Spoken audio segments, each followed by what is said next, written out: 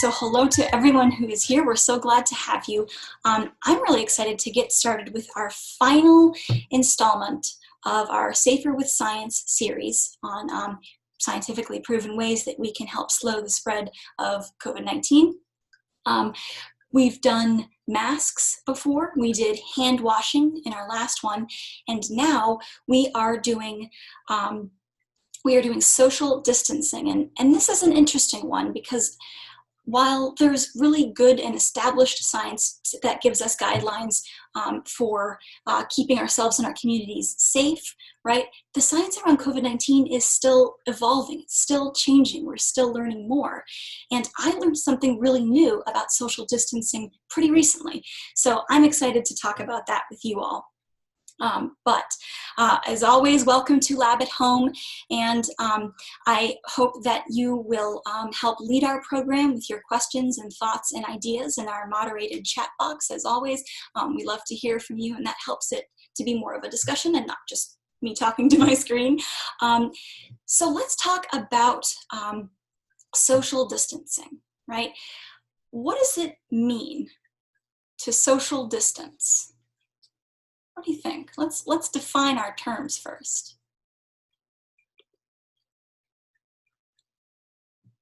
What do we think? It was a term that I feel like I had never heard before in my life until the pandemic, and then I started hearing it, I think, every day. I must be able to hear it. Oh, this is great. So social distancing is staying 6 feet apart, to distance yourself from others, right? Social meaning stuff that we do with other people, and distancing, a distance apart. And you even mentioned, this is great, you mentioned kind of our magic number, that magic number of 6 feet. And we're gonna be talking, why 6 feet? Is it really 6 feet? And I think this is gonna be a fun one. We're also gonna talk about some ways that you can measure that 6 feet, right? Before we talk about whether or not 6 feet is really our magic number, let's talk about some ways that we can imagine distance and why distance matters, right? So what does distance have to do with the spread of COVID-19? Oh, this is great. Thank you for adding this. We said that we want to distance ourselves from others because germs can land within 6 feet. This is great.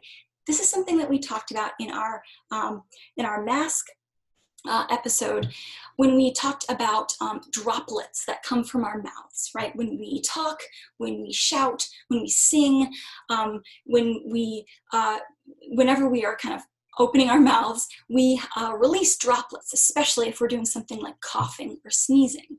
We know that the way that the virus is transmitted from person to person, right, in terms of in the air, it has to ride on those droplets. So those droplets are what can potentially carry the virus, exactly. So I was looking into, how do we know 6 feet? Did somebody stand there with a ruler and measure? That idea comes from a study that was done way back in 1940 when we were first able to use kind of high-speed photography to capture a sneeze. And I would love to show you all a picture of a sneeze from one of those. There we go. I'm going to share my screen with you really quickly here. This is from one of those studies done in the 1940s, and this is a person sneezing. You can see it's like an explosion from this person's mouth. Those are the droplets that are getting sneezed out, right? And in this study, they measured kind of how far those droplets were going. They were able to determine that around 2 meters or around 6 feet was as far as this particular sneeze went. So we'll talk about how that number might be different, but first, let's talk about imagining that number. I'm gonna bring it back to me here. So in terms of 6 feet, or in terms of determining any amount of distance, it's something that doesn't necessarily come naturally to us. Our brains are actually really good at calculating distances.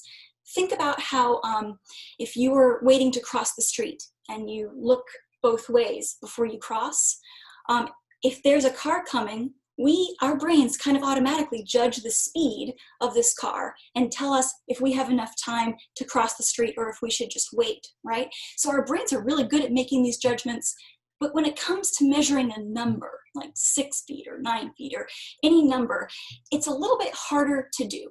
So here are some ways we thought maybe you could train your brain to help it learn what 6 feet or any number of feet could look like. And we're going to do that using a ruler. We're going to use some string, and we've got 2 pencils here. It doesn't have to be pencils. You could use popsicle sticks or a spoon or a fork or really anything. I also have some safety scissors here. So basically all we're doing here is we are going to create a length of string with something on either end that gives us the ability to anchor one point to a spot, whereas we can take the other end and move away from it to see how far 6 feet is. 6 feet means we would need 6 of these. So what I'm going to do is wrap it around 3 times. That means it'll go a foot's distance 6 times. So I'm going to start that off. It goes around. Here's 1 foot. Here's 2 feet, 3 feet, 4 feet, 5 feet, and 6 feet. So I've got my 6 feet worth of string here. I'm going to go a little bit further down just so I have a little extra to tie with. And really all I need is this length of string, but I wanted to just attach it to these 2 points so that you could use it as an anchor, right? So that we're not just laying string down. We could stick it in the ground if we're testing this outside. We could have someone else hold it by these anchors, my pencils here.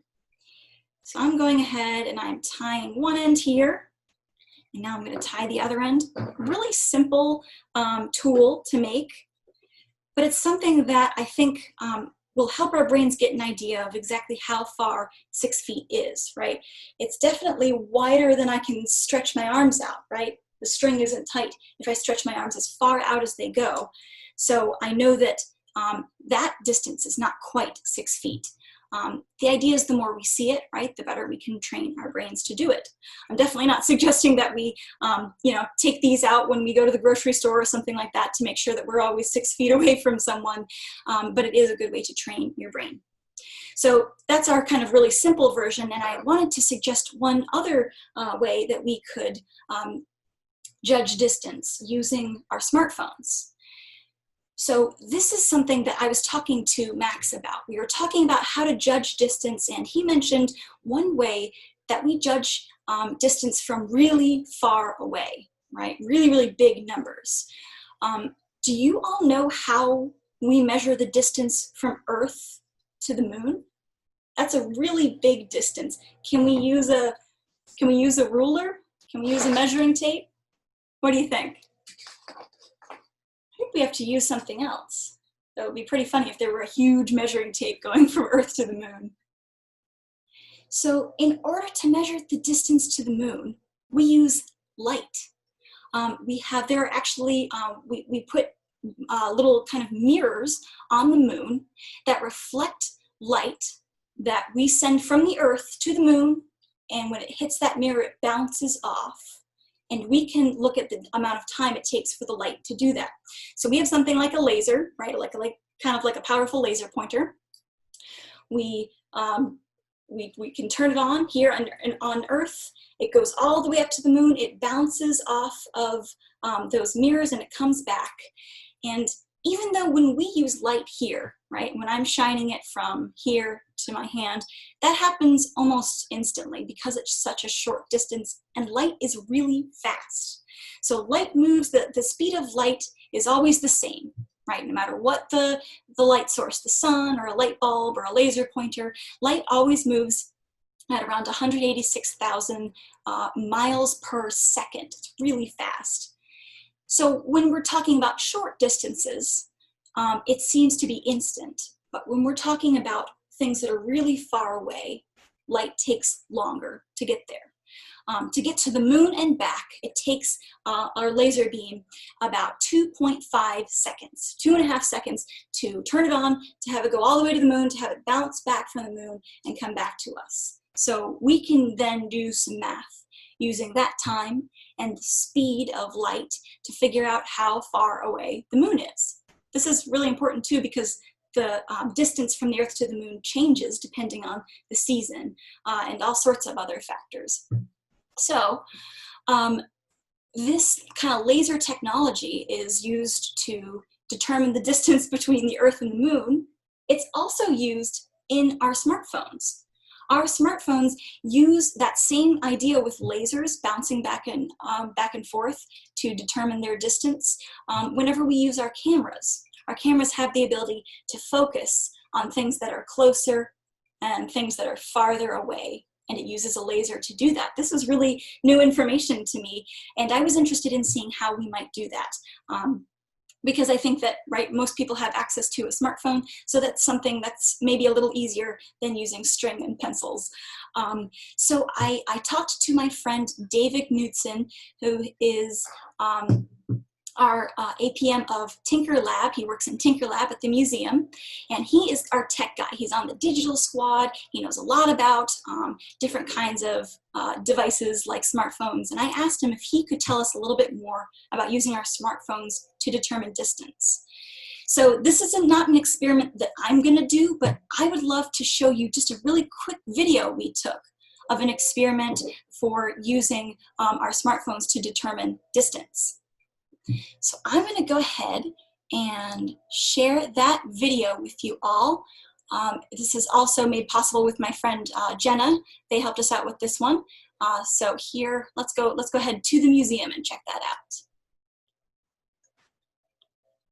Hi everyone, my name is David. I'm the Associate Program Manager for Tinker Lab here at the museum, and today we are going to learn about how technology can help us social distance. So here I'm joined by my friends Peregrine and Jenna. Jenna has an iPhone and Peregrine has an Android device. Both will help us learn the distance between one another and help us learn about social distancing. We're going to demonstrate this technology first, and then we're going to take a closer look at how that technology actually works.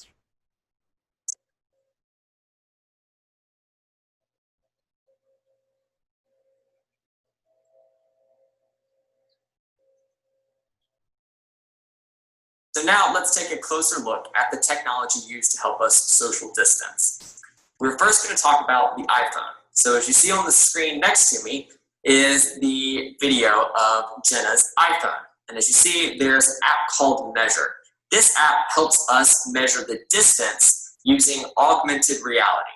And to start off with, you will see Jenna has to orient their iPhone to learn about the space around it. And then they will drop a point onto the ground, and then they will use that point to then measure the distance between them and Peregrine. And that kind of gives us an approximate distance between Jenna and Peregrine. As you see by the video, it is 8 foot and 11 inches, which is approximate because the rug below them is about a 9.5 foot rug. So now we're going to look at an Android device. As you see next to me, we're going to look at the Measure app, which you can download from the Google Play Store on an Android device. This app will help determine social distance, very similar to the iPhone's app. So as you see at the start of the video, Peregrine has to orient their device to the space around them. And just as Jenna did, they dropped a point onto the ground and measured the distance between them and Jenna. And as you see by the video, the Android device measured at about 9 feet, which is approximate, just like the iPhone's, as this was a 9.5 foot rug, but it was still able to help us social distance by using AR to determine the distance between Peregrine and Jenna. So that is one way you can use technology to help you stay a safe and healthy distance away from others to help slow the spread of COVID-19. That's all from the museum. Back to you, Peregrine. Hi everyone, my name is David. I'm the Associate Program Manager for Tinker Lab here at the museum, and today... Wonderful. There we are. Thank you so much to David Knudsen and of course to our friend Jenna for helping us out, showing how you can use your smartphones to do that. I would love for you all to be able to test that one out if you're ever able to do that. As you saw when Jenna and I did it, it's just a matter of using the app which comes with an iPhone but that you have to download for free in the Google Play Store for Android. It's just a matter of clicking and then moving your phone the distance that you want to measure. And that is using a laser, just like how we measure the distance from the Earth to the moon. So we can use string to train our brains. We can use our phones to help determine distance. But I wanted to talk about that magic number that we said earlier. As you all mentioned, we said 6 feet, 6 feet apart. And that comes from that study done back in the 1940s, kind of measuring a sneeze and seeing how far it went. I want to go ahead and actually go back to that picture really quickly here, because it's a great picture. So they were able to measure this sneeze, right? But they only measured kind of certain things about the environment. I'm going to bring it back to me now. They only measured certain things about the environment. This experiment was done in a closed room. There were probably maybe there was a fan on, maybe there was a window open. There's a lot of different things that affect how those droplets move in the air, right? So something like the flow of air, like we said, if there's a breeze, maybe it helps disperse to spread out those droplets enough that they're no longer a dangerous amount near us. Humidity, how wet or moist the air is, changes how those droplets move. It also depends on what we're doing, right? There are different kinds of sneezes, different kinds of coughs. There's a difference between talking versus something like shouting or singing, and that changes the speed of the droplets and how far they travel, right? We kind of used to have this idea of there being basically 2 types of droplets, right? There's big droplets and there's little droplets. And we said the big droplets will sink and the little droplets should only travel about 6 feet. What we're learning, at least as I was referencing when I was doing some of the research for this lab at home, there was a really good article from the British Medical Journal, which I will link all of you in the chat in just a moment, that was talking about how that might not, just having 6 feet, right, might not apply to all environments. So maybe there's a different way that we can help use social distancing to keep ourselves safe, right? And it's kind of a mix-up of all of the different things we've talked about so far. It also relies on wearing something like a face covering. It depends on whether or not we are washing our hands really well. And this particular paper took a look at different environments and different things about our environments. So I'd love to just take a really quick look at that. I'll link it. We won't spend too much time looking at a chart here, but I thought it was just a really good representation. They call it a stoplight. They call it a stoplight method for seeing whether your risk is very small or whether your risk is larger. So instead of just saying all droplets are the same size, all droplets travel the same amount and the same distance, it depends on a couple of different things. It depends on where you are. Are you outdoors where there's a nice breeze? Are you indoors where maybe there's good air circulation, like a fan on, or a good filtering system? Or are you indoors in an area where there's not a lot of airflow, where it's kind of stuffy, right? So that's one factor that this chart looks at. We also look at, are you silent? Are you just kind of standing around in this space? Are you speaking in this space? Are you shouting or singing in this space? That changes how those droplets will move and how much social distancing will help us.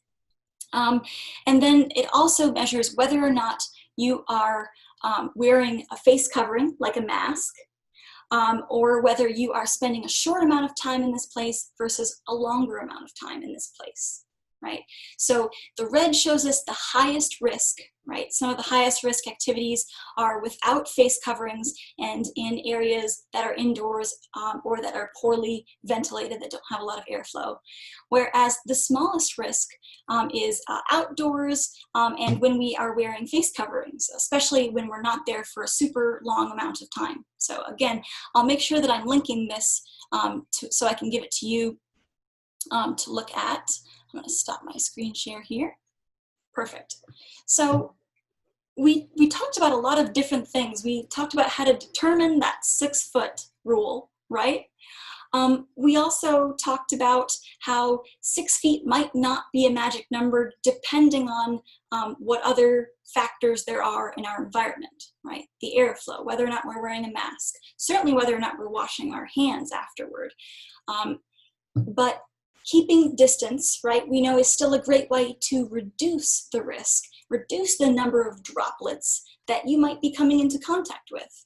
So we think it's a good idea. It's a best idea to do it in combination with good hand washing, using lots of soap when we're washing our hands, and of course, wearing a mask while we're doing it.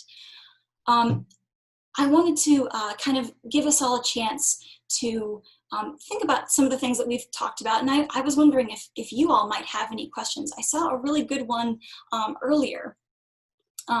We have a friend who asked, can coronavirus be spread kind of like through the eyes? Could a droplet get in our eyes?